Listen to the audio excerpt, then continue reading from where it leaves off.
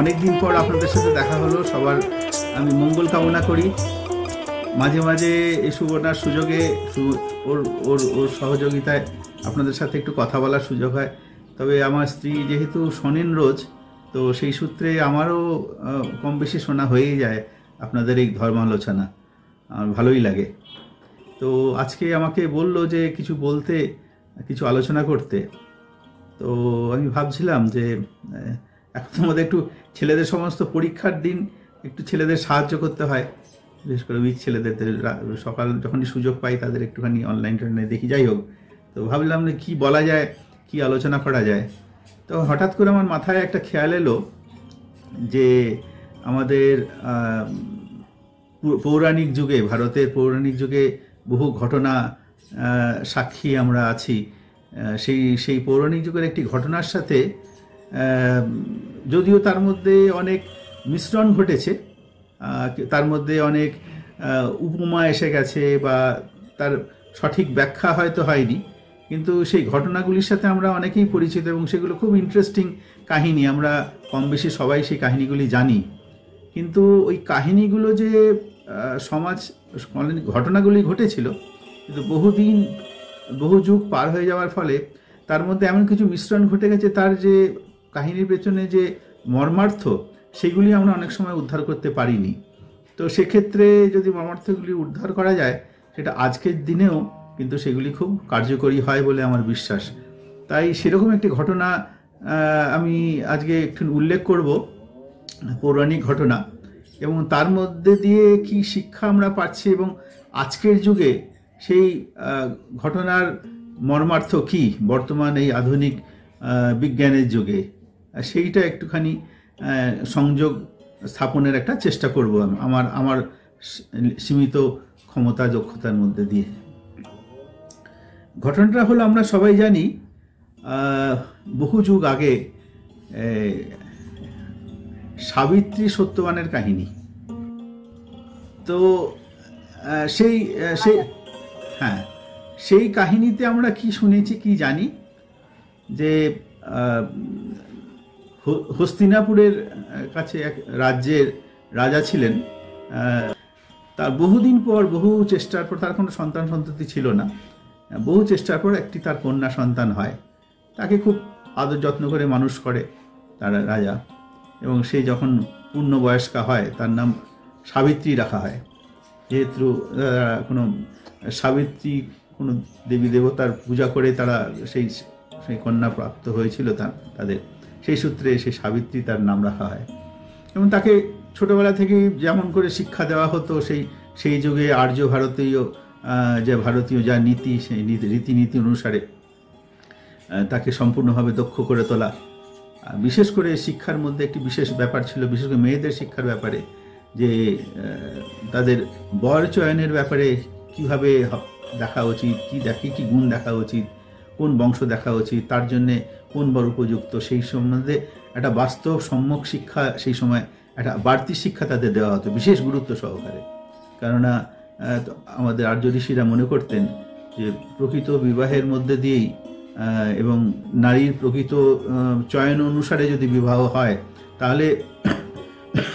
তাহলেতে যে সন্তান সন্ততি আসে, সেটা তাদের পরিবারের জন্যে, বংশের জন্যে, সমাজের জন্যে, দেশের জন্য এবং জাতির জন্য মঙ্গলপ্রদ। তাই একসময় ভারতকে বলা হতো 30 কোটি দেবতার দেশ। এটাকে অনেকে অন্যভাবে দেখে যে 30 কোটি দেবতা, সে কি এমন দেশ যেখানে 30 কোটি দেবতা আছে, এতগুলো দেবতা তাহলে কে কাকে পুজো করবে, কে কাকে অনুসরণ করবে? ব্যাপারটা তা নয়। ওখানকার 30 কোটি জনসাধারণ দেবতুল্য ছিলেন আর কি।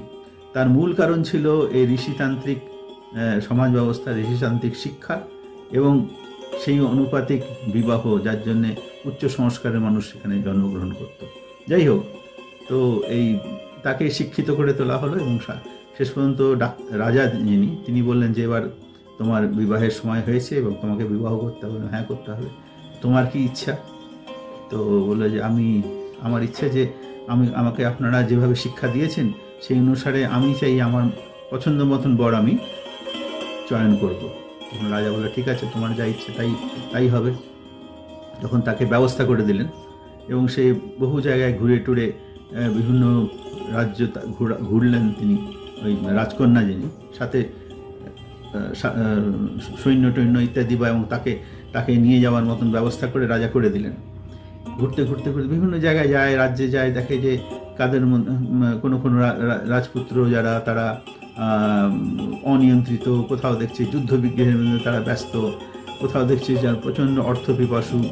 প্রকৃত ঠিক যেমন তিনি শিক্ষা পেয়েছিলেন সেই অনুপাতিক কোনো ছেলে তিনি খুঁজে পাচ্ছেন না, রাজপুত্র খুঁজে পাচ্ছেন। কারোর মধ্যে কোনো একটা গুণ আছে তো আর একটা গুণ নেই, এই জাতীয়।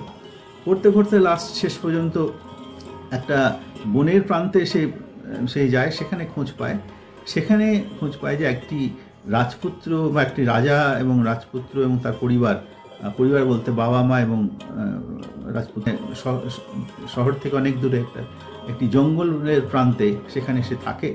এবং সে তখন বলে সেখানে চলো ওখানে একবার গিয়ে দেখে না আসা যাক। সে খোঁজ খবর নিল টিল, সামনে যায়নি কিন্তু খোঁজ খবর নিয়ে জানতে পারলো যে সত্যবান নামে এক রাজপুত্র সেখানে থাকে। সে একসময় রাজা ছিল, মানে রাজার সে পুত্র ছিল, কিন্তু তার পিতা কোনো কারণে চোখে দৃষ্টি হারিয়ে ফেলে এবং তখন সেই রাজ্যেতে একটা বিদ্রোহ হয়। রাজার বিরোধী যারা ছিল তারা বিদ্রোহ করে, কিন্তু তিনি যেহেতু দৃষ্টিশক্তি তার হারিয়ে ফেলেছিলেন, তার ফলে তিনি ঠিকমতো নিয়ন্ত্রণ করতে পারেননি এবং তিনি সেই রাজ্য থেকে বিতাড়িত হন এবং তার রাজ্য তার চলে যায়। কিন্তু তার সত্যবান সেখানে সেই গ্রামের পাশে একটা প্রান্তে থেকে সেখান থেকে তাকে সেবা যত্ন সে করত এবং সেই অনুসারে পিতা মাতার ভক্তি করা এবং একটা আর্যপুত্র হিসেবে যা করণীয় সেগুলি সেই সীমিত ক্ষমতার ব্যবস্থার মধ্যে তারা সে করত। এটা দেখে তার খুব ভালো লাগলো। বলে তো একটা চরিত্রবান মানুষ, মনে মনে ঠিক করে নিল যে যদি বিবাহ করতে হয় একেই করবো। করে টোরে সে ফিরে এসে বাবাকে বলে যে এরকম ব্যাপার আমি ঠিক করে নিয়েছি, কে এই অমুক। কিন্তু খবর নিয়ে দেখলো যে তার তো রাজত্ব নেই। বাবা খুব অসন্তোষ, দুঃখ পেলেন যে এমন একজন মেয়ে একজনকে ঠিক করলো যার রাজত্বই নেই, সে কীরকম রাজপুত্রের সে রাজকন্যা হবে, তো তার স্ত্রী হবে, রানী হবে। তো এটা মানে দুঃখজনক ব্যাপার বাবার ক্ষেত্রে। তখন বলছেন আমি তো কিছু করার নেই, আমি তাকে একবার বর হিসেবে বরণ করে নিয়েছি, অতএব তাকে ছাড়ার আমার প্রশ্ন নেই। যদি বিবাহ হয় তো তার সাথে হবে, না হলে হবে না। ঠিকই এই শিক্ষাই তাকে দেওয়া হয়েছিল। তো এখন অগত্যা তাকে তার সাথে বিবাহের ব্যবস্থা করা হয়। এর মধ্যে রাজপুরোহিত যারা তাদের গণনা টননা করে দেখা গেল যে তার তো জীবন মাত্র 1 বছর, 1 বছরের মধ্যে সে মারা যাবে। তাতে আরও দুঃখিত হয়ে গেলেন। তাকে আবার বোঝানোর চেষ্টা করা হলো এরকম ব্যাপার। বলছে না, এ তো আর হবে না, হয় বিবাহ হলে তার সাথে হবে, না হলে হবে না। তো বাধ্য হয়ে তারা বিবাহ দিলেন। সে আবার বিবাহের পর সেখানেই সেই জঙ্গলের প্রান্তে যেখানে তারা একটা কুঁড়ে ঘর করে থাকতো সেখানে সে থাকা আরম্ভ করলো। কাহিনীতে এই কথা বলা হয়। এবং শ্বশুর শাশুড়ি যারা আছেন তাদের সেবা যত্ন করা, তার স্বামীর পাশে থাকা, যতটা সম্ভব সহযোগিতা করা। যেহেতু তার প্রতি একটা অকাট্য ভালোবাসা ছিল, অতএব সেই কষ্টগুলো তার কাছে কষ্ট বলে মনে হয়নি। সেই তার স্বামীর সঙ্গে সেই সংসার ধর্ম পালন করা, স্ত্রী ধর্ম পালন করা সে করতো। এই করতে করতে যখন ও কিন্তু গণনা করছে যে 1 বছরের মধ্যে, কাহিনীতে যে কথা বলা 1 বছরের মধ্যে সে এরপর দেহ, কিন্তু কাউকে বলেনি সে, আমি তো আছি, আমি দেখি না কি হয়। যখন সময় প্রায় আশা এসে গেছে, তখন কঠোর ব্রত পালন করা আরম্ভ করলো, যাতে কোনোভাবে তার মৃত্যুকে প্রতিরোধ করা, তার স্বামীর মৃত্যুকে প্রতিরোধ করা যায়, তার বৈধব্য থেকে নিজেকে যেন বাঁচানো যায়। মূলত স্বামীকে তার মৃত্যুযোগ থেকে যেন তাকে মুক্ত করা যায়। এবং তার মধ্যে একটা আত্মবিশ্বাস ছিল যে আমি ঠিক পারবো, কেন যে কোনো শক্তি আসুক না কেন আমি ঠিক স্বামীকে আমি রক্ষা করতে পারবো। এই করতে করতে যেমন এবার কাহিনীতে যা বলা হচ্ছে, যখন সময় এসে গেছে তখন বলছে আমি বাইরে যাবো, কাটতে হবে। তো তার স্ত্রী বললো না, আমিও সাথে যাবো। না না, তুমি যেও না, তো বাবাকে দেখিয়ে দেখবে। বাবার আমি ব্যবস্থা করে দিয়েছি, কিন্তু আজ আমি তোমার সাথেই যাবো। কিন্তু সে জানতো যে আজকের দিনটা এসে গেছে। তে কাহিনীতে যেটা বলা হচ্ছে, তো সে স্বামীর সাথে যায় এবং সেখানে কাটতে হঠাৎ সে অসুস্থ হয়ে পড়ে। তখন বোঝা গেল সে সময় এসে গেছে। তখন সে দেখে যে সামনে যমরাজ এসে বলছে তোমার স্বামীর সময় হয়ে গেছে, এবার আমি তাকে নিয়ে যাব। তো ও নিয়ে যাচ্ছে, ওর সাথে সাথে যাচ্ছে। ওটা কাহিনীতে যেটা বলা হচ্ছে। সাঁতরে যাচ্ছে, তো অনেক দূর যাওয়ার পর সে আবার তুমি আমার সাথে আসছো, কিন্তু এত দূর চলে আসছো, তুমি যাও বাড়ি যাও, তোমার স্বামীর সময় শেষ হয়ে গেছে এবং তাকে নিয়ে যেতে আমি এসেছি এবং এখন নিয়ে যেতেই হবে। বলছে না, স্বামীর অবস্থান ছাড়া, স্বামীকে ছাড়া আমার কোনো অস্তিত্ব নেই, অর্থাৎ তিনি যেখানে যান আমিও সেখানে যাব। শুনে এসে যমরাজ খুব খুশি হলো, বলে তোমাকে একটা বর, যে কোনো একটা বর যাও, স্বামীর জীবন ফেরত ছাড়া তুমি একটা বর চাও। তো বললো যে ঠিক আছে, আমার শ্বশুরমশাইয়ের চোখ দৃষ্টি ফিরিয়ে দেওয়া হোক। বলে ঠিক আছে, তথাস্তু। বলে আবার তিনি চলা আরম্ভ করলেন। আবার দেখছি সাবিত্রী পেছন পেছন আসছে। বলছে এখনো তুমি আসছো কেন? মানে না, যেখানে তিনি থাকবেন সেখানেই আমি থাকবো, অতএব আমাদের এই চিরবন্ধন কোনোদিন ভাঙতে পারে না, অতএব আমি তো তাকে ছেড়ে যেতে পারছি না। বলছে ঠিক আছে, আমি খুব খুশি হলাম তোমার কথা। আবার সে একই কথা বললেন, আর একটা বড় ছিল, কিন্তু স্বামীর প্রাণ ফেরত ছাড়া তুমি যা চাইবে আমি তাই দেবো। বলে আমার রাজত্ব যেন ফিরে পাই আমরা, আমার শ্বশুরমশাই রাজত্ব যেন। ঠিক আছে, তাই হবে, সময় মতন ঠিক তাই হবে। ঠিক আছে, আবার যাচ্ছে, আবার সে পেছন পেছন যাচ্ছে। বলছে আবার কি হলো তোমার? যে আপনার মতন দয়াবান মানুষ আমি দেখিনি, কিন্তু আপনি যদি আমি নিয়ে চলে যান আমি কিন্তু থাকতে পারবো না। এসব আমি চাইছি, কিন্তু আমি চাই যে আমি যেন আমার স্বামীর সাথে থাকি। ওই তোমার সময় হয়নি এখনো, একমাত্র যখন তোমার সময় হবে তখন তুমি আমার কাছে, তখন আমি তোমার কাছে আসবো, কিন্তু এখন মাত্র একেই আমি নিয়ে যেতে। বলছে না, আপনাকে যে প্রার্থনা করবো, এত তোমার নিষ্ঠা। ঠিক আছে বলো, তৃতীয় বর চাও, শেষ বর, এরপর আর কিছু চাওয়া যাবে না। ওই কিন্তু একটা শর্ত, ওর জীবন তুমি চাইতে পারবে না। বলে আমি যেন সন্তান যেন ধারণ করতে পারি। হ্যাঁ তাই হবে। এরপর বলছে যে তাহলে আমার স্বামী যদি না থাকে তো আমি কি করে সন্তান ধারণ করবো? বলে এই তো মহা মুশকিলে তুমি আমাকে ফেলে দিলে। যে ঠিক আছে, আমি তোমার এই নিষ্ঠাতে আমি খুশি হয়ে তোমাকে ফেরত দিয়ে দিলাম। এবারের মতন তুমি তোমার স্বামীকে পাবে, ঘর করতে পারবে, তোমার সন্তান সন্ততি হবে, রাজত্বও ফেরত পাবে, তোমার স্বামী তোমার শ্বশুরমশাইয়ের দৃষ্টি ফেরত পাবে। আমি তোমার প্রতি প্রচণ্ড সন্তুষ্ট হয়ে তোমাকে আশীর্বাদ করে আমি ফিরে যাচ্ছি।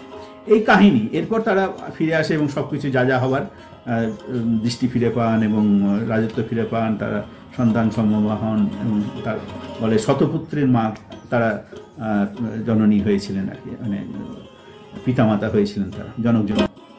আমরা এই কাহিনী মোটামুটি সবাই জানি, কম বেশি জানি, কিন্তু এর পেছনে আছে একটা অকাট্য বাস্তবতা। যেই বাস্তবতা কে যদি আমরা একটু পরিলক্ষণ করি, তাহলে কিন্তু আজকের যুগেও সেই এই ব্যাপারটা কিন্তু মানে রেলেভেন্ট বলা যায় আর কি। কীভাবে সেটা, সেই দিকে একটুখানি আমরা দৃষ্টিপাত করার চেষ্টা করছি। এই যে কাহিনীতে যেটা বলা হয়েছে, এর মধ্যে এমন কিছু অলৌকিক জিনিস ঘটনার উল্লেখ রয়েছে যেটা বাস্তবে সম্ভব হতে পারে না আর কি। যেমন যমরাজ এলো ইত্যাদি ইত্যাদি, এগুলো তো বাস্তব জীবনে এইভাবে তো আমরা কখনো দেখি না বা এইভাবে সম্মুখীন হই না। এর পেছনে কী আছে আমরা জানা নেই, কিন্তু একটা লৌকিক জগতে এর সাথে কীরকম সম্পর্ক, প্রাণ ফেরত দিয়ে দিলাম, চোখ রাজত্ব ফেরত দিলাম, আশীর্বাদ করে দিলাম, এর সাথে বাস্তবতার খুব একটা কাহিনী শুনতে ভালো লাগে, কিন্তু বাস্তবতার সাথে খুব মিল আমরা হয়তো খুঁজে পাই না, কিন্তু আছে। কিন্তু এগুলোকে যদি ডিকোড করা যায়, এর পেছনের মর্মার্থটাকে যদি সঠিকভাবে অনুধাবন করা যায়, তাহলে কিন্তু এর অর্থ বার করা যেতে পারে। ব্যাপারটা কীরকম, সেই দিকে একটুখানি আমরা দৃষ্টিপাত করার চেষ্টা করি। তাহলে এই জন্য কী হবে, একটা নতুন দৃষ্টিভঙ্গি আমাদের হয়তো খুলতে পারে, যার মধ্যে দিয়ে এই পৌরাণিক যেসব ঘটনাবলীগুলো আছে তার যে মিনিংফুল অ্যাডজাস্টমেন্ট এবং তার যে অন্তর্নিহিত অর্থ, সেগুলো আমরা উদ্ধার করতে পারি এবং সেগুলো আমাদের জীবনে, আজকের বর্তমান জীবনে ওগুলো কাজে লাগতে পারে। আসলে ঘটনা যা হয়েছিল, প্রথম দিকের ঘটনাটা তো ঠিক আছে, যে তার সে সাবিত্রী যে তার স্বামীকে সে খুঁজে, মানে নিজের মতন করে সে তার স্বামী চয়ন করলো এবং তার সাথে বিবাহ হলো। এর পরবর্তী যে ঘটনাগুলি, সেগুলোকে বোঝার ব্যাপার আছে, সেটা আজকের দিনে কীভাবে উপযুক্ত। এবং ঘটনা হচ্ছে যে দাম্পত্য জীবনের মধ্যে দিয়ে যখন প্রকৃত কম্প্যাটেবল ম্যারেজ যখন হয়, মানে স্ত্রীর মনের মতন স্বামী এবং স্বামীর মনোবিত্তানুসারী স্ত্রী যদি হয়, তাহলে তাদের এই দাম্পত্য প্রেমের মধ্যে দিয়ে এমন একটা শক্তি সঞ্চার হয়, মানে বিশেষ করে মনোবিত্তানুসারী স্ত্রী যদি থাকে, তার মাধ্যমে সে এমন শক্তি সে লাভ করে, যার মধ্যে দিয়েছে যে কোনো রকমের বাধা বিপত্তিকে সে অতিক্রম করার মতন দক্ষতা, ক্ষমতা, কারণ তখন থেকে সে এমন পোষণ পায়, এমন প্রেরণা পায়, এমন শক্তি, মানে মানসিক শক্তির সঞ্চার হয়, যার ফলে সব রকমের বাধা বিপত্তি, গ্রহদোষ ইত্যাদিকে সে অতিক্রম করে। এই গ্রহদোষকে কী করে অতিক্রম করা যায়? অতিক্রম করার মূল যে চাবিকাঠি হলো সেটা হলো উচ্চ ভাবাদর্শের সাথে যুক্ত হওয়া। মূল কথা হলো এটা বাস্তবভাবে দেখতে গেলে উচ্চ জীবন্ত আদর্শের সাথে যুক্ত হওয়া, উচ্চ লক্ষ্য নিয়ে চলা। তখন কি হয় যে আমার ভেতরে যে আমাদের যে প্রবৃত্তিগুলি, সেগুলি কি করে যে আমাকে আমার চলার পথে বিভ্রান্তি সৃষ্টি করে, আমার সৎ পথে, ধর্মের পথে চলমানতায় বিভ্রান্তি সৃষ্টি করে।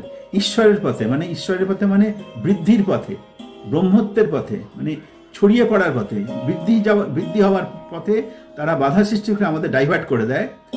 সেই ডাইভার্টগুলো করে দেয় মানে সেইগুলি, বৃত্তিগুলি কি হলো আমাদের নানা রকমের দুর্বলতা, নানা রকমের পিছুটান, বাঁচার বিরুদ্ধে সেই ক্যারেক্টারগুলো আমার মধ্যে যখন ডেভেলপ করে এবং তাদের আমরা আইডেন্টিফাই করতে পারি না, তাদের আমরা চিনতে পারি না, তখন সেগুলি আমার চলার পথে অবনতির কারণ হয়ে ওঠে। সেগুলিই পাপ, সেগুলি গ্রহদোষ, এবং তার ফলে আমাদের নানা রকম বিপত্তি, রোগ, জরা, ব্যাধি, মৃত্যু ইত্যাদি আসে। তো সত্যবানের ক্ষেত্রে খানিকটা তাই হয়েছিল। সে ভেতরে সে কষ্টে ছিল, যেহেতু সে রাজার সন্তান, সে বাবা মার প্রতি তার প্রচণ্ড ভক্তি শ্রদ্ধা ছিল, ধর্মপ্রাণ ছিল, কিন্তু মনে মনে একটা তার মানসিক কষ্ট ছিল। সেই মানসিক কষ্ট যে আমি আমার বাবা মার জন্য আমি সেই সুখটা আমি দিতে পারছি না সন্তান হয়ে, আর আমাদের যে সম্ভাবনা, সুযোগ ছিল, সেই সুযোগ থেকে আমরা বিচ্যুত হয়েছি। ফলে এমন একটা মানসিক কষ্টের মধ্যে সে ছিল, যেটাই তার মৃত্যুর কারণ হয়েছিল। মৃত্যু মানে সে শারীরিকভাবে হয়তো মৃত্যু নয়, কিন্তু মানসিকভাবে এমন দুর্বলতার জায়গায় সে চলে যাচ্ছিল, মানসিকভাবে অবসাদগ্রস্ত যাকে বলে।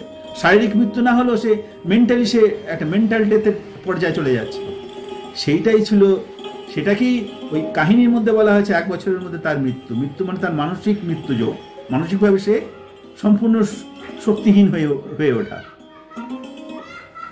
এবার সাবিত্রী এসে কি করলো, সেই জায়গাটা তিনি চিকিৎসা করা আরম্ভ করলেন। তার দৈবিক বা তার যা নারী মাতৃত্বের গুণ দিয়ে, স্ত্রীত্বের গুণ দিয়ে, সতীত্ব, এখানেই বলা হয় সতীত্ব মানে তিনি একনিষ্ঠ স্বামীপ্রাণা, যে শক্তি।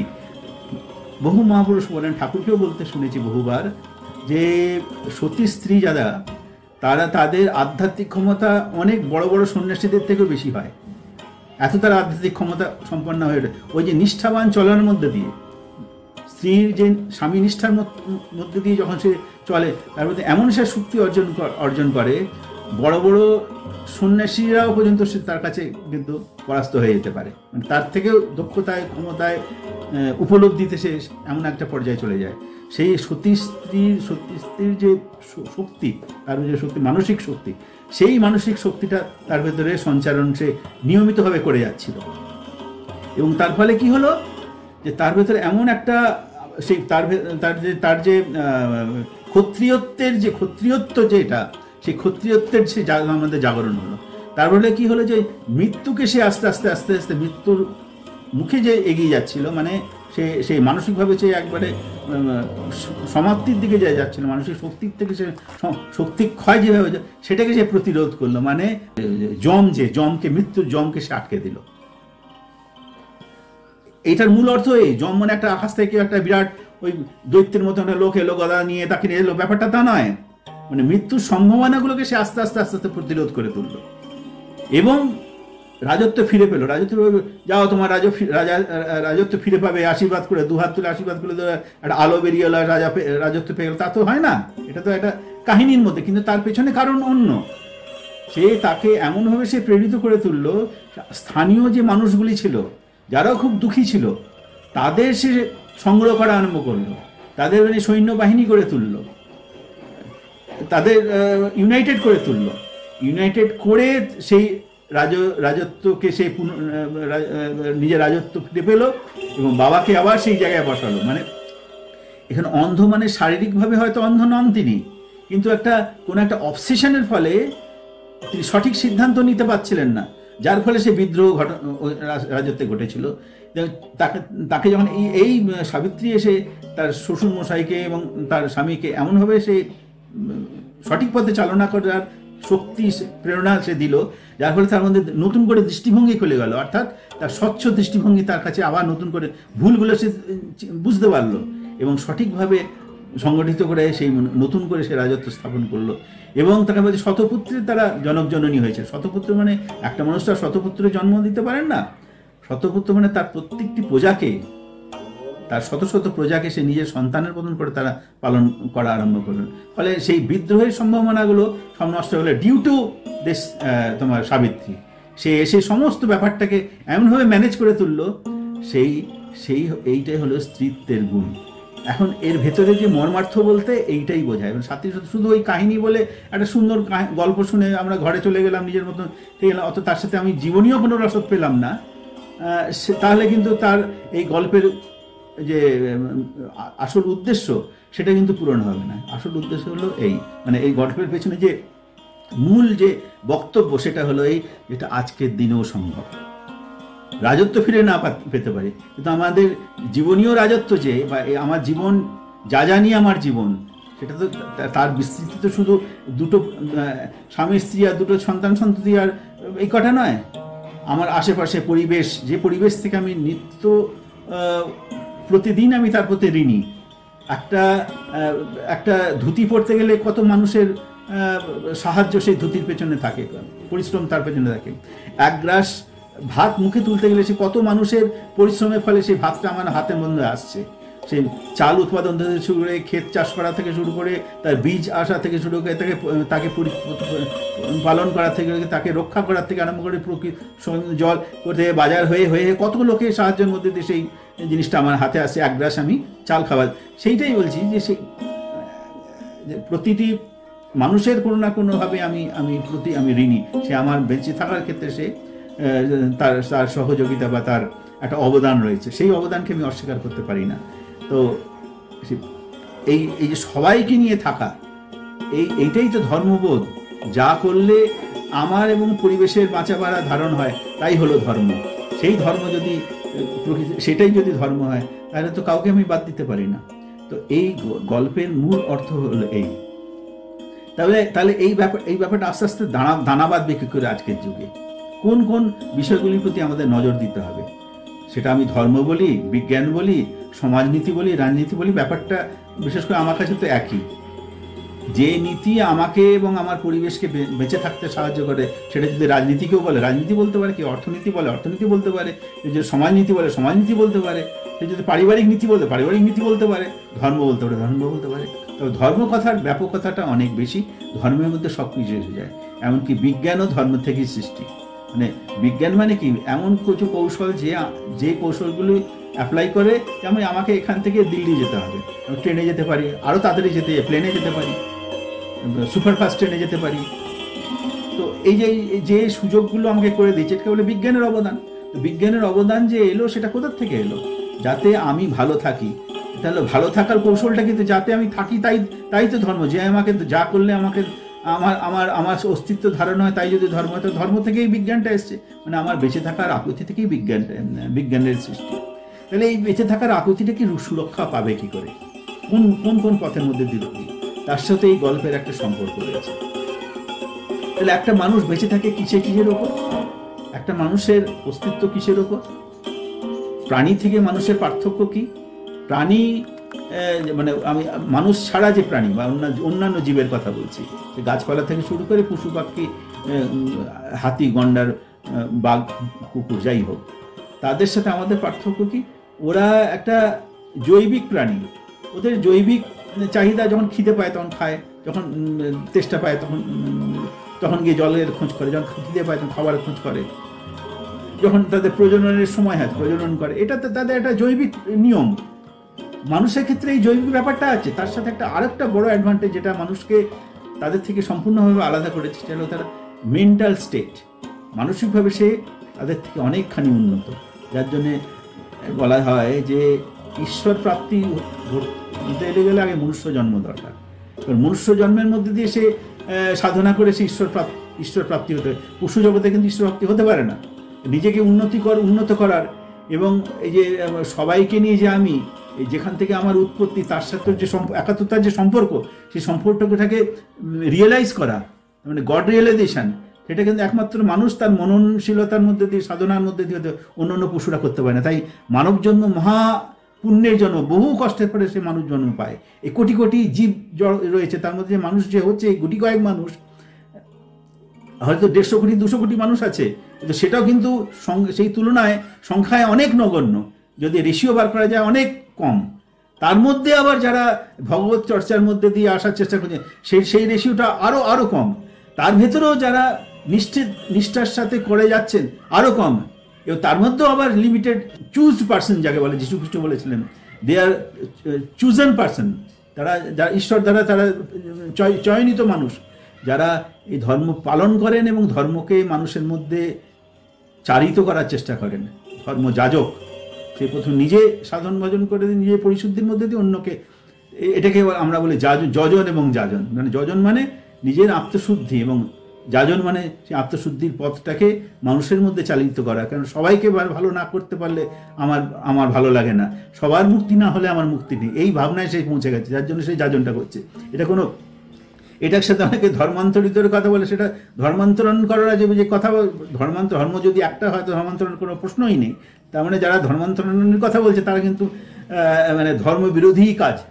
ঈশ্বর প্রেরিত পুরুষ তারা ধর্মান্তরণ করেন না, তারা মানুষকে ধার্মিক করে তোলেন, মানুষকে ঈশ্বরমুখী করে তোলে। ঈশ্বরমুখী করে তোলা, সেখানে তো আর সেক্টেরিয়ানের ব্যাপার নেই। যাই হোক, তো এই পথে যেতে গেলে 3টে ব্যাপার আছে। প্রাথমিকভাবে কি? সেলফ অ্যাডজাস্টমেন্ট, মানে আমার বৃত্তিকে আমি চিনব কি করে। আমার বৃত্তিকে চিনতে গেলেই আমার যে এই পথে যাওয়াতে যে আমার বাধা, সেই বাধাগুলোকে প্রথমে যদি আমি চিনতে না পারি, তাহলে এই পথে আমি এগোবো কি করে? এই পথে, আর আমার এই পথ বলতেই বা কি বুঝি? পথ হলো, আমাদের গন্তব্য হলো ঈশ্বর প্রাপ্তি। সেটা আমাদের বেদেও বলেছে, কোরআনেও বলেছে, বাইবেলও বলেছে, ত্রিপিটকেও বলেছে, যত মহাপুরুষ এসে সবাই আমাদের গন্তব্য হলো ঈশ্বর প্রাপ্তি। সে ঈশ্বর শব্দটা হয়তো অনেকে ব্যবহার করেননি, নানা জায়গায় নানাভাবে ব্যবহার করেছেন, কিন্তু মূলত হলো আমাদের গন্তব্য হলো ঈশ্বর প্রাপ্তি। তো ঈশ্বর প্রাপ্তি ক্ষেত্রে বাধাগুলো কি? আমাদের অজ্ঞানতা কাটবে কি করে? অজ্ঞানতা কাটবে এইভাবে, যিনি জ্ঞানী পুরুষ তার সান্নিধ্যে এসে নিজেকে শিক্ষিত করা। তার সান্নিধ্যে আসা মানেই তার আত্মসমর্পণ। তাই প্রাথমিক শিক্ষার প্রাথমিক বিষয় হলো যে দীক্ষা। কার দীক্ষা? যিনি সদ্গুরু, যিনি জ্ঞানী পুরুষ, যিনি জানেন, যিনি ঈশ্বর প্রাপ্তি যার হয়েছে, ঈশ্বর উপলব্ধি যার হয়েছে। ঈশ্বর উপলব্ধি মানে বৃদ্ধির উপলব্ধি। সবাই মিলে কি করে ভালো থাকা যায় সেই বিজ্ঞানটা যিনি জেনেছেন, সেই মানুষের কাছে আত্মসমর্পণ, তার সাথে দীক্ষিত হওয়া, তার কাছে যাওয়া। সেই জন্য বলা প্রাথমিক কথা হলো দীক্ষা ছাড়া মানুষের জ্ঞান হতেই পারে না। যে জ্ঞান হবে সেটা সেক্টেরিয়ান জ্ঞান, যে জ্ঞানের সাথে ভালোর সাথে অমঙ্গল, মানে মঙ্গলের সাথে অমঙ্গলও জুড়ে যাচ্ছে। কেননা সেই নিয়ন্ত্রিত জ্ঞান নয়, সেই জ্ঞানটাকে কিভাবে ভালোর দিকে প্রয়োগ করতে হয় সেটা তার জানা নেই। জ্ঞান হয়তো লাভ করেছে রাবণের মতন, প্রচুর জ্ঞান লাভ করলো, কিন্তু অনিয়ন্ত্রিত, সেটা তার ধ্বংসের কারণ হয়ে গেল, তাই না? তো এইভাবে জ্ঞানী পুরুষ, ব্রহ্মজ্ঞ পুরুষ, সদ্গুরু যাকে বলে, সদ্গুরুকে চিনব কি করে? যিনি প্রতিটি মানুষের বৈশিষ্ট্যকে পরিপূরণ করতে পারেন, তিনি হলেন প্রকৃত গুরু। 1 নম্বর, যিনি অতীতে সমস্ত গুরু মহাপুরুষ যারা এসেছেন তাদের প্রত্যেককে পরিপূরণ করেন, প্রত্যেককে স্বীকার করেন এবং প্রত্যেককে পরিপূরণ করেন। প্রত্যেকের বর্তমান স্বরূপ কি সেটাকে তিনি মানুষের সামনে তুলে ধরেন। তাদের অনুসরণ যারা করছেন তাদের মধ্যে তারা কেউ হয়তো রামকে অনুসরণ করছে, কেউ যিশুকে অনুসরণ করছে, কেউ হজরত মোহাম্মদকে অনুসরণ করছে, কেউ বুদ্ধকে অনুসরণ করছে, ঠিক আছে। কিন্তু বুদ্ধ আজকের দিনে থাকলে কিভাবে তিনি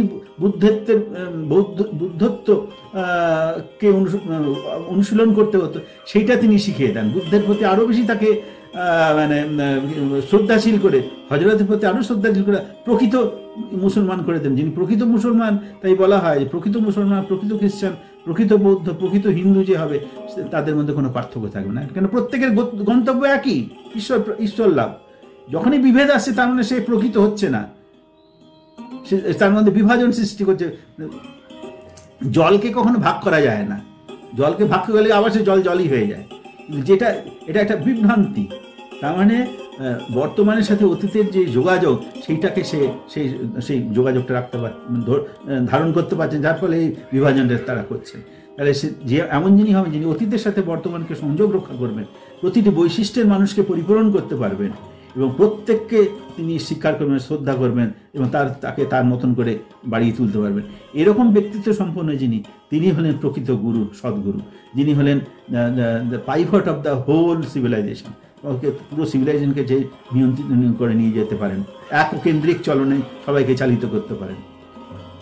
এরকম মানুষের প্রতি যখন সমর্পিত হয়, তখন মানুষ প্রতিটি যে বৈশিষ্ট্যের মানুষ, যে সম্প্রদায়ের মানুষ হোক না কেন, তারা কিন্তু তার কাছে সেই পরিপোষণটা পায়। তখন সে ক্রমশ নিজেকে সমৃদ্ধ করতে পারে এবং আমাদের প্রকৃত গন্তব্য যে ঈশ্বর প্রাপ্তি, সেই ঈশ্বর প্রাপ্তির পথ তার কাছে উন্মুক্ত হয়ে যায়।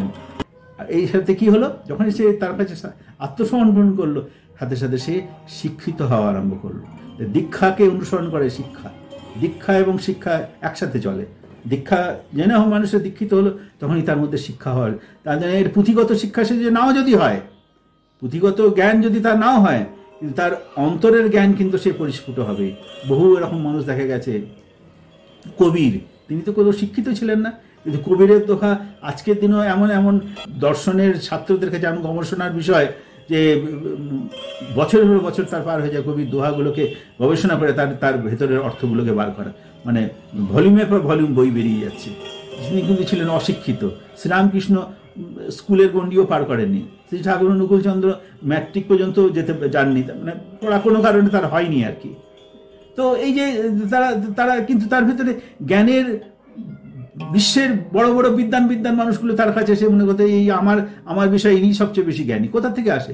অন্তরের জ্ঞান। সেই অন্তরের গুরুর সান্নিধ্যে এসে যদি সাধন ভজন করা যায়, ঈশ্বরের পথে যদি চলা যায়, ঈশ্বরের পথে চলা মানে ধারণ পালন সম্বেগ সিদ্ধ ব্যক্তিত্ব অর্জনই হলো ঈশ্বর প্রাপ্তির পথ। এমন ব্যক্তিত্ব অর্জন করা যাতে সবাইকে ধারণ পালন এবং পোষণ করার দক্ষতা আমার মধ্যে যতখানি বাড়বে, আমার মধ্যে ঈশ্বরত্ব ততখানি জেগে উঠবে। ঈশ্বর কোনো একটা অ্যাবস্ট্রাক্ট বিষয় না। আমরা বলি ঈশ্বর, কিন্তু কোথায় ঈশ্বর, কোথায়, কিভাবে ঈশ্বর, কি করতে হবে? ঈশ্বর প্রাপ্তি মানে কি? লাইট, একটা আলোর দর্শন। ঈশ্বর প্রাপ্তি কি? শ্রবণ, ঘন্টার ধ্বনি শুনতে পাচ্ছি, ওম ধ্বনি শুনতে পাচ্ছি, ক্লিং ক্লিং ধ্বনি শুনতে পাচ্ছি, সামনে বিশাল আলো দেখতে পাচ্ছি, একটা মহাপুরুষের দর্শন হয়ে যাচ্ছে, মানে সুন্দর গন্ধ পাচ্ছি। এগুলো কি ঈশ্বর? ন, এগুলো তো খুব ছোট ছোট বিষয়। আর ঈশ্বরত্বের পথে চলার ক্ষেত্রে এগুলো ছোট ছোট প্রাপ্তি, এগুলো ঈশ্বর প্রাপ্তি নয়। তবে এগুলো লক্ষণ, হ্যাঁ তুমি সঠিক দিকে এগোচ্ছ। কিন্তু ঈশ্বর প্রাপ্তি বলে এই ধারণ পালন, সবাইকে নিয়ে আমি কিভাবে, সবটা নিয়ে আমি কিভাবে, এই বোধ যার মধ্যে এসে গেছে, তার কাছে সাম্প্রদায়িকতার কোনো স্থানই থাকবে না। তো প্রতিটি মানুষকে সে বাঁচিয়ে তোলার চেষ্টা করবে, যেটা এই মহাপুরুষদের ক্ষেত্রে হয়, গুরুদেবদের ক্ষেত্রে হয়। এই হলো দীক্ষা এবং শিক্ষা। এবং তার পরবর্তী এই জ্ঞান নেবে কারা? এই জ্ঞান সেই নেবে যার মধ্যে ভালো সংস্কার আছে, যার ভালো বৈশিষ্ট্য আছে। বৈশিষ্ট্য আসবে কোত্থেকে? বৈশিষ্ট্য আসে জন্ম থেকে। যার জন্মগত সংস্কার ভালো, সেই কিন্তু এই জ্ঞান নেবে। বাকিরা একে তাচ্ছিল্য করে ফেলে দেবে। আজকে একটু বাইরে তাকালে বোঝা যায় না কটা লোক মানুষ এই জ্ঞান নিতে আসে। ভেতরের থেকে আগ্রহ হচ্ছে মানে তার পিতামাতার আশীর্বাদ, পিতামাতাকে তাকে সেই সংস্কারের সংস্কৃত করে সেরকম আত্মাকে আগমন ঘটিয়েছেন, তেমন উচ্চ আত্মা তারা আনয়ন করেছে। তারা প্রণম্য, দেবতার তুল্য তারা, যে এই জ্ঞান নেবার মতন যোগ্যতা তার ভেতরে তারা অর্পণ করতে পেরেছেন জন্মের মধ্যে দিয়ে। পিতা তার দেবতা তুল্য, তাই না, দেবী তুল্য তার সেই মা। বিশেষ করে মায়ের দক্ষতার উপর নির্ভর করে এটা মূলত। তাই জন্যে চাই প্রকৃত বিবাহ। ধর্মের মধ্যে যদি প্রকৃত বিবাহকে স্থান না দেওয়া হয়, বলে আমরা জ্ঞান লাভ করে আমি ওই ঈশ্বরত্ব প্রাপ্তি হয়ে যাবো। জ্ঞান লাভ করবে তারাই যাদের মধ্যে জ্ঞান লাভের লালসা আছে।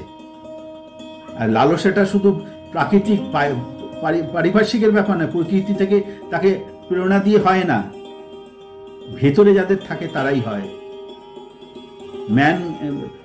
Man are made he can not be taught. এই জ্ঞানটা শিক্ষিত করে হওয়া যায় না, এটা জন্মগত সংস্কার। তার ভেতরের থেকে একটা সত্তার একটা চাহিদা থাকে যে আমি আমাকে জানবো।